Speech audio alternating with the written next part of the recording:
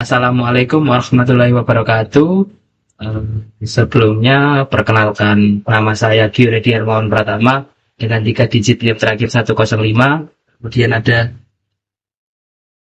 Nama saya Awindo Harnanta Prastya Putra dengan digit NIM terakhir 085. Dan dengan saya Dina Jamiyadi dengan nomor digit NIM terakhir 101. kali ini kami akan mempresentasikan tentang laporan akhir kami, yaitu laporan akhir sistem informasi jasa transportasi kereta api. Nah, untuk penjelasannya kita mulai. Untuk pembahasan yang pertama akan saya bahas. Yang pertama ada dasar teori. Di dasar teori ada 7 macam. Yang pertama, basis data. Basis data adalah kumpulan data yang terorganisasi dan disimpan secara sistematis, sehingga dapat diakses, dikelola, dan diperbarui dengan mudah. Data dalam basis data biasanya disimpan secara terstruktur agar pencarian dan pengolahannya efisien. Fungsinya adalah untuk penyimpanan data, pengelolaan data, keamanan data, dan menghindari redundasi. Dan basis data dapat dipahami sebagai tempat penyimpanan data yang digunakan untuk menampung berbagai informasi secara teratur. Data di dalamnya disusun agar saling terhubung dan dapat digunakan kembali kapan saja dibutuhkan. Dengan basis data, suatu sistem dapat menyimpan data dalam jumlah besar tanpa harus mencatatnya secara manual. Dan yang kedua ada Entity Relationship Diagram atau ERD. ERD sendiri adalah sebuah gambar atau diagram yang digunakan untuk menggambarkan hubungan antara entitas objek dalam sebuah database. ERD membantu developer dalam merencanakan dan merancang struktur database dengan baik, dengan memvisualisasikan entitas, atribut, dan hubungan antara entitas. Tools yang dapat digunakan untuk membuat ERD ada Visual Paradigm, Draw.io, dan lainnya. Dan ERD sendiri merupakan alat bantu visual yang digunakan untuk memetakan objek-objek penting dalam sistem beserta hubungan di antaranya. Dan ketiga, ada Conceptual Data Model atau CDM. CDM yaitu gambaran sederhana tentang data yang dibutuhkan dalam sebuah sistem tanpa detail teknis. Dan CDM sendiri membantu kita memahami objek-objek utama, informasi penting yang dimiliki setiap objek, dan bagaimana objek-objek itu saling berhubungan dengan kata lain. CDM itu seperti sketsa awal yang menunjukkan struktur data secara umum sebelum dibuat lebih detail dalam bentuk model lain. Dan yang keempat, Physical Data Model atau PDM. Nah, PDM ini adalah model data yang sudah berada pada level paling teknis dan siap digunakan untuk membangun database benarnya. Jika CDM hanya berupa konsep umum, maka PDM juga menunjukkan detail seperti nama tabel, nama kolom, tipe data, semisal seperti varchar, int, date, panjang data, indeks primary, foray key, serta bagaimana tabel-tabel tersebut diimplementasikan di dalam sistem manajemen basis data tertentu seperti MySQL. Dan yang kelima, normalisasi data. Normalisasi data adalah proses merapikan struktur data dalam database agar lebih efisien, tidak terjadi duplikasi data yang tidak perlu, dan hubungan antar data menjadi jelas. Dalam normalisasi, sebuah tabel besar biasanya dipecah menjadi beberapa tabel yang lebih kecil berdasarkan aturan tertentu. Tujuannya adalah memastikan bahwa setiap data disimpan di tempat yang tepat, mudah diperbarui. Dan yang keenam, ada insert data.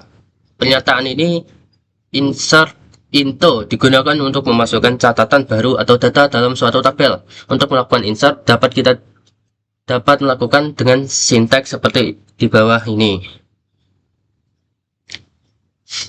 Dan proses memasukkan data baru ke dalam tabel database menggunakan perintah SQL. Perintah ini digunakan saat sistem menerima informasi baru yang harus disimpan secara permanen.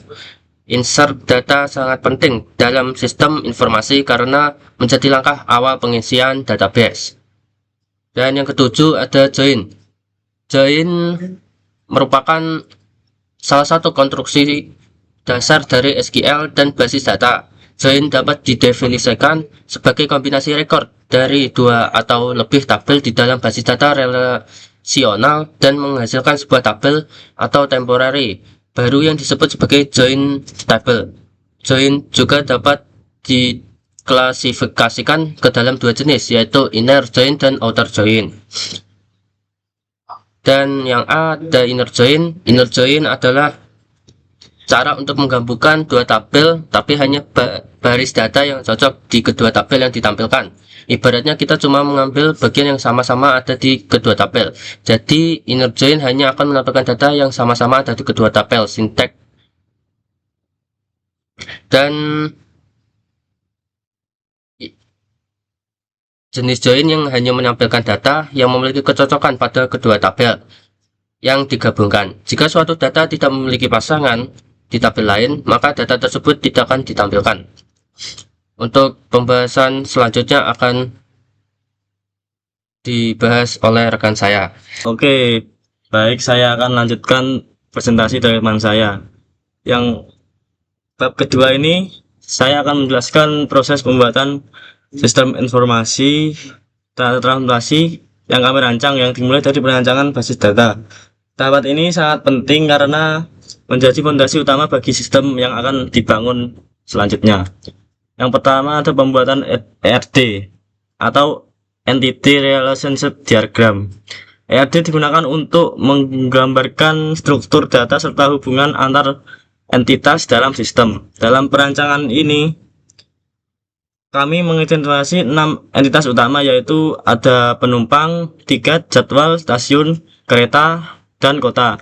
Relasi antar entitas kami tentukan berdasarkan kebutuhan sistem. Misalnya, satu penumpang dapat memesan banyak tiket dengan kardinalitas 1 ke banyak atau one to many. Lalu setiap tiket hanya dimiliki oleh satu penumpang dan hanya berlaku untuk satu jadwal perjalanan. Jadwal perjalanan sendiri memiliki relasi dengan stasiun asal dan stasiun tujuan, di mana satu stasiun dapat menjadi asal maupun tujuan dari banyak jadwal. Selain itu, setiap jadwal hanya dapat menggunakan satu kereta, namun satu kereta dapat digunakan pada banyak jadwal. Melalui ERD ini, kami memastikan bahwa alur data mencerminkan proses nyata dalam layanan transportasi, mulai dari penumpang memesan tiket hingga perjalanan kereta berlangsung dari satu kota ke kota lain.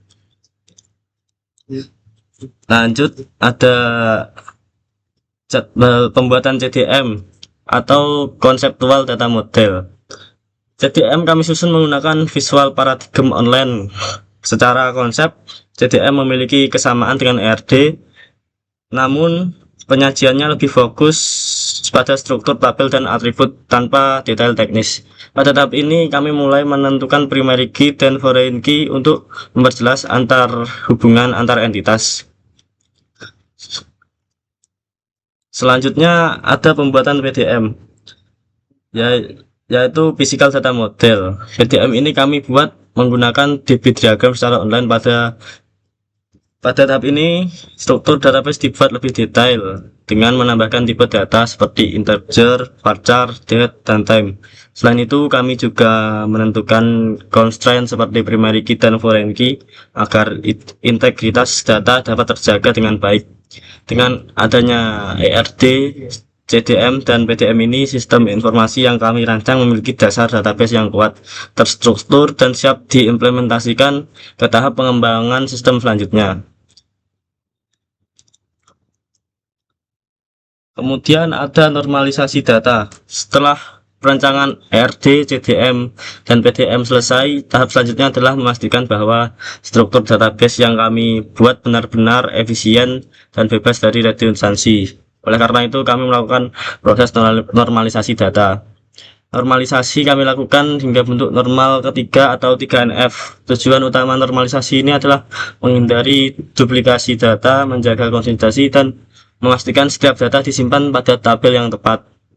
Pada tahap 1NF kami memastikan bahwa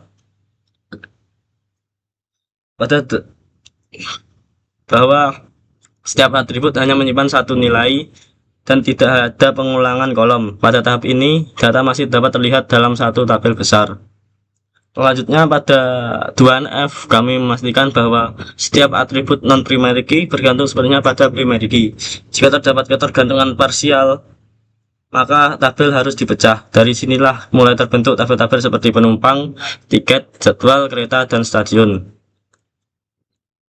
Kemudian pada 3NF kami memastikan bahwa tidak adanya ketergantungan transitif, artinya tidak ada kolom yang boleh bergantung pada primary key, bukan pada soal kolom lain. Contohnya, pada kota kami pisahkan ke tabel kota agar tidak terjadi ketergantungan tidak langsung. Hasilnya adalah struktur database yang rapi, terpisah dengan jelas, dan siap diimplementasikan ke sistem database. Kemudian menginsert data dan join pada SQL. Setelah normalisasi selesai, kami masuk ke dalam tahap implementasi database menggunakan MySQL. Tahap ini diawali dengan pembuatan database dan menggunakan perintah DDL. Kami membuat tabel kota terlebih dahulu sebagai tabel induk, kemudian diikuti oleh tabel stasiun, tabel kereta, tabel gelombang, tabel jadwal, dan tiket. Urutan ini penting karena adanya relasi foreign in yang saling bergantung. Pada setiap tabel, kami menentukan primary key untuk identitas data dan foreign key untuk menjaga keterhubungan antar tabel. Selanjutnya kurang lebih sama pada sebelumnya karena tidak terlalu berbeda komennya. Untuk menginsert data, setelah struktur tabel selesai dibuat, kami melakukan pengisian data menggunakan perintah insert. Data dimasukkan meliputi data kota, stasiun, kereta, penumpang, jadwal, hingga tiket sesuai tabel. Tujuan insert data ini bukan hanya untuk mengisi database, tapi juga menguji apakah relasi tabel berjalan dengan benar, terutama foreign key.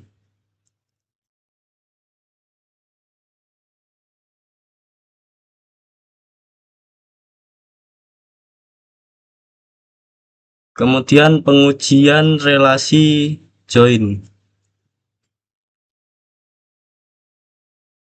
Langkah berikutnya adalah melakukan join antar tabel. Join ini kami gunakan untuk memastikan benar-benar relasi berfungsi saat diimplementasikan. Melalui join, kami dapat menampilkan data penumpang beserta tiket, jadwal perjalanan, stasiun keberangkatan, dan tujuan hingga kereta yang digunakan dalam satu tampilan data. Hasil join yang berhasil menunjukkan bahwa foreign key telah bekerja dengan baik dan struktur database sudah sesuai dengan kebutuhan sistem informasi jasa transportasi.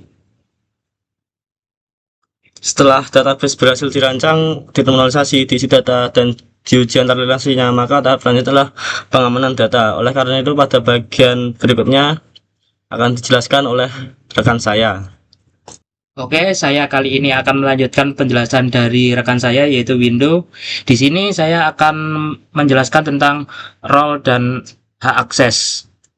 Fungsi dari role dan hak akses sendiri itu digunakan untuk mengatur siapa saja yang boleh melakukan apa di dalam sistem. Tanpa role dan hak akses ini, semua orang bisa mengubah data.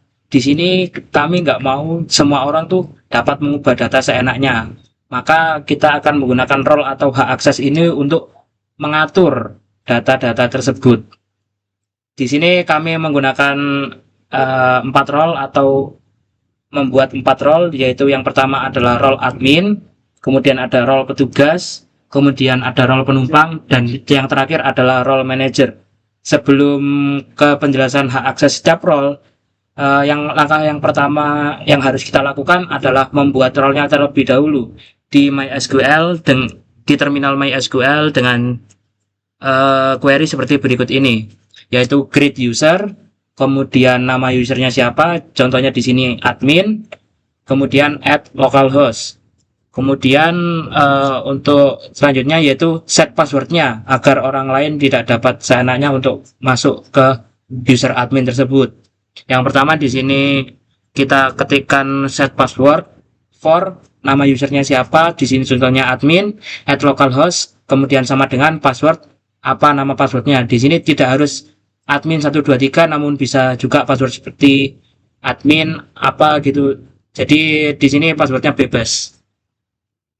Kemudian yang selanjutnya saya akan menjelaskan hak akses tiap role, yaitu yang pertama adalah role dan hak akses admin.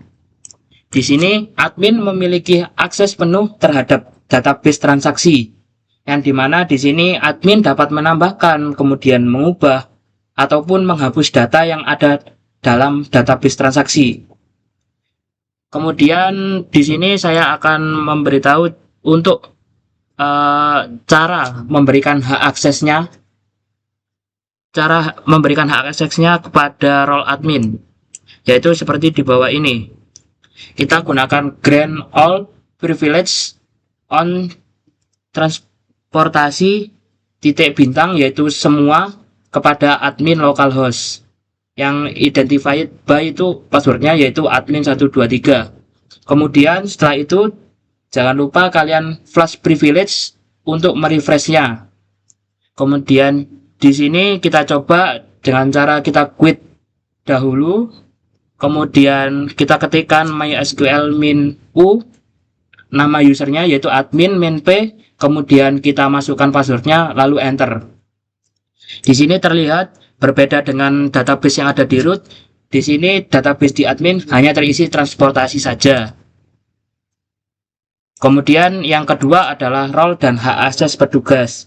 Petugas di sini hanya memiliki akses terhadap tabel tiket serta tabel penumpang, yang dimana petugas di sini itu dapat menambahkan, mengupdate, menghapus data yang ada pada tabel tiket. Kemudian untuk tabel penumpang, petugas hanya dapat untuk melihatnya saja, tidak bisa mengeditnya karena data penumpang ya diisi oleh penumpang. Jadi petugas tidak dapat mengotak-ngatiknya, kurang lebihnya seperti itu. Kemudian berikut adalah query-nya untuk pemberian hak akses terhadap tabel petugas, yaitu kita masukkan grant. Contohnya di sini untuk insert atau update, kita masukkan grant, select, insert, update, delete on transportasi titik tiket itu petugas. Kemudian untuk ke penumpang, karena petugas hanya dapat melihat saja, maka hanya kita berikan akses grant select.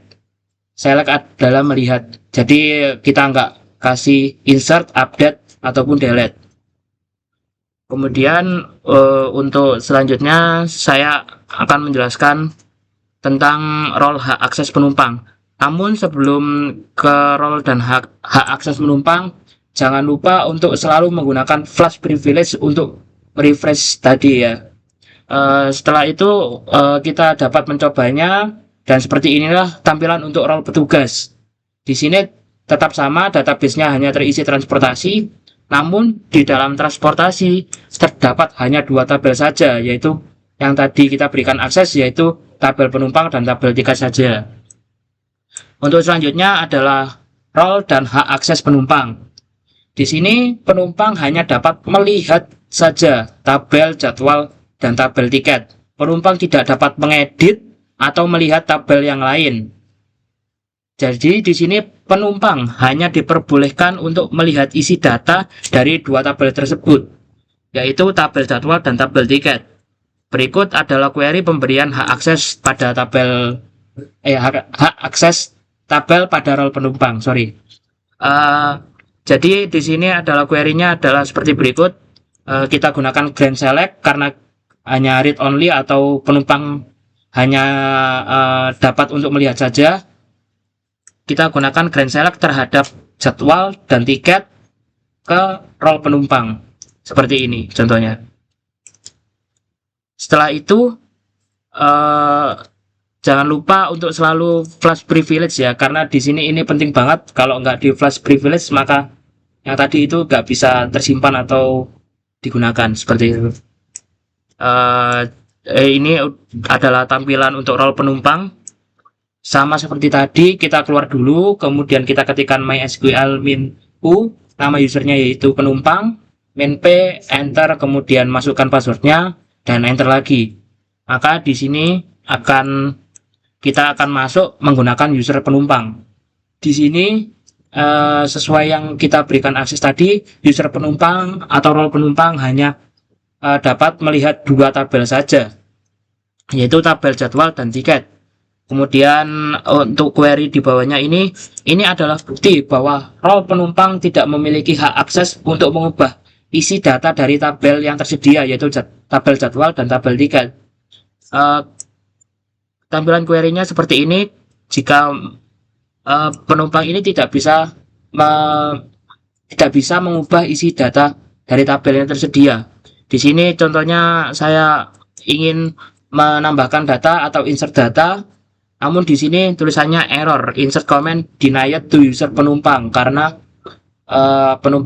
user penumpang ini tidak memiliki hak akses. Seperti itu. Untuk yang selanjutnya adalah role dan hak akses manager.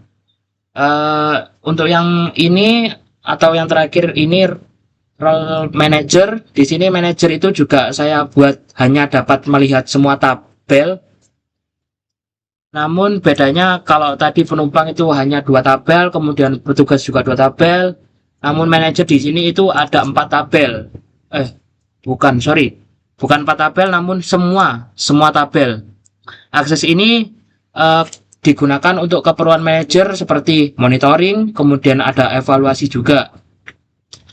Di sini manajer tidak diberikan juga hak untuk mengubah data agar tidak mengganggu operasional sistem.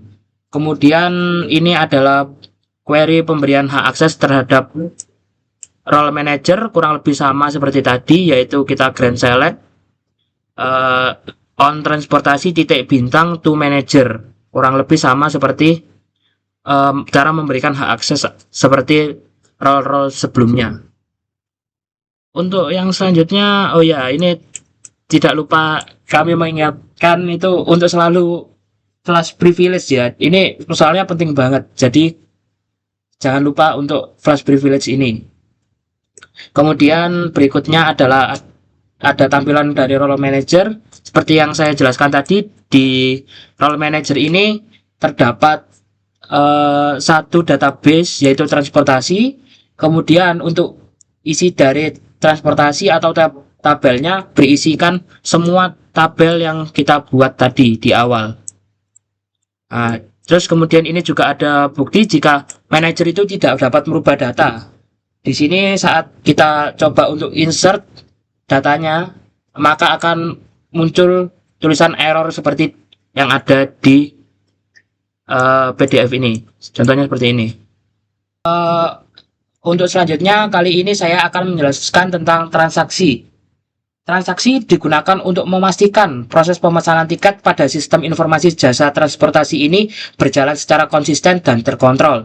Pada sistem ini, transaksi terjadi ketika penumpang melakukan pemesanan tiket, di mana data tiket akan dimasukkan oleh petugas ke dalam tabel tiket. Karena kami di sini menggunakan foreign key, maka apabila pengguna memasukkan data tiket atau petugas tadi memasukkan data tiket dengan ID jadwal atau ID penumpang yang tidak terdapat pada tabel jadwal serta tabel penumpang yang sudah kami buat, maka akan menampilkan error seperti berikut ini. Seperti ini. Ini adalah tampilan ketika kita insert tabel atau insert data tiket, tapi ID penumpang sama ID jadwalnya tadi tidak sesuai dengan tabel yang sudah kita buat. Kemudian berikutnya yaitu contoh jika data tiket kita yang kita masukkan tadi oleh petugas atau oleh kita sesuai dengan jadwal tabel atau tabel jadwal dan tabel penumpang, maka transaksinya dapat dilakukan. Contohnya seperti di bawah ini. Ini adalah tampilan ketika insert datanya berhasil ketika melakukan transaksi. Kemudian yang berikutnya adalah percobaan join setelah dilakukannya transaksi tadi dan berhasil muncul untuk ID tiket, nomor kursi, nama penumpang, dan nomor HP-nya. Kemudian yang kedua yaitu rollback. Di sini ini sebenarnya ada dua, yaitu rollback serta commit, yang dimana rollback sendiri itu dilakukan untuk mengembalikannya seperti ke tabel awal yang tadi. Di sini karena sebelumnya itu tabelnya hanya berisi 4 tiket saja, kemudian setelah kita lakukan pemesanan atau insert data oleh petugas, maka tabelnya tabel tiket berisi 6 ID tiket. Nah, rollback ini digunakan untuk mengembalikannya ke tabel awal yang tadi saat pertama kali dilakukannya perintah start transaction. Kemudian untuk commit sendiri itu fungsinya seperti mengunci data, yang dimana data yang sudah di commit tidak dapat di rollback. Begitu pula sebaliknya, rollback hanya bisa dilakukan ketika data belum di commit. Seperti itu. Contoh penggunaan rollback adalah seperti berikut. Di sini ketika kita ketikkan rollback, kemudian kita select bintang form tiket, maka yang muncul hanyalah tiket yang awal tadi. Jadi tiket yang barusan sudah hilang atau kita kembalikan seperti yang tiket awal tadi, atau pemesanannya itu dibatalkan seperti itu. Kemudian yang terakhir akan dijelaskan oleh teman saya, atau kesimpulannya akan dijelaskan oleh teman saya, yaitu Window. Saya akan melanjutkan kesimpulannya. Sebagai penutup, dapat kami simpulkan bahwa sistem informasi jasa transportasi yang kami rancang telah melalui seluruh tahapan perkembangan basis data secara sistematis dan terstruktur. Dalam pembuatan sistem informasi jasa transportasi, proses dimulai dari pembuatan ERD untuk menggambarkan entitas, atribut, dan relasi. Selanjutnya, CDM menggunakan visual paradigm online untuk memodelkan struktur data secara logis. Setelah itu, PDM disusun melalui DB diagram dengan penambahan tipe data seperti INT, varchar, dan sebagainya. Pada tahap implementasi, database direalisasikan menggunakan MySQL dengan penerapan perintah DDL untuk pembuatan struktur database, DML untuk pengelolaan data, serta DHL untuk pengujian data. Relasi antar tabel diuji menggunakan join untuk memastikan foreign key berfungsi dengan baik. Selain itu, sistem juga dilengkapi dengan pengaturan role dan hak akses pengguna dalam menggunakan transaksi database. Dengan terpenuhinya seluruh tahapan tersebut, dapat disimpulkan bahwa sistem yang dibangun telah memenuhi kebutuhan fungsional, memiliki struktur database yang baik. Kesimpulannya, sistem informasi yang kami rancang telah memiliki desain database yang baik, teruji, dan aman. Oke, cukup sekian presentasi dari kelompok kami. Kami selaku kelompok 4 mengucapkan permintaan maaf jika kami tadi ada salah kata maupun belibet dalam mengucapkan kata saat kami presentasi. Terima kasih juga kepada dosen pengampu kami, yaitu Bapak Muhammad Son Haji Akbar SPD MKOM yang telah membimbing kami selama ini. Kita cukupkan presentasi kita kali ini. Untuk selebihnya mohon maaf. Kami akhiri. Wassalamualaikum warahmatullahi wabarakatuh. Terima kasih semuanya.